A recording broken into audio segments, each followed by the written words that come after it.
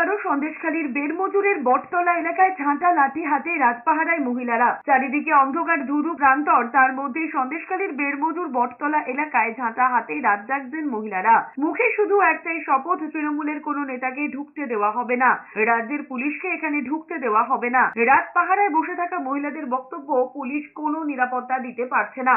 এদিকে সন্দেশখালীর বাগদিপাড়া গ্রাম কার্যত পুরুষ শূন্য। রাতে গ্রামে ঢুকে অত্যাচারের অভিযোগ উঠেছে পুলিশের বিরুদ্ধে। অভিযোগ, রাত বিরেতে গ্রামে হানা দিচ্ছে পুলিশ। অন্যদিকে সন্দেশখালী 1 নম্বর ব্লকের হাটগাছে গ্রাম পঞ্চায়েতের 10 নম্বর কানমারি গ্রামে রুট মার্চ শুরু করেছে কেন্দ্রীয় বাহিনী। জওয়ানদের দেখেই ছুটে আসেন বিজেপির কর্মী সমর্থকেরা। আতঙ্কিত মহিলাদের দাবি, তৃণমূলের হুমকিতে তারা নিরাপত্তাহীনতায় ভুগছেন। সম্প্রতি সন্দেশখালীকে কেন্দ্র করে একের পর এক ভিডিও ভাইরাল হয়েছে, যদিও সেই সব ভিডিওর সত্যতা যাচাই করেনি এস নিউজ। তবে সেই ভিডিওগুলিকে হাতিয়ার করে বিজেপিকে বিদ্বেষ শুরু করেছে তৃণমূল। আর বিজেপি বলছে, সন্দেশখালীর আন্দোলনকে কালিমা লিপ্ত করতে তৃণমূল এসব করছে।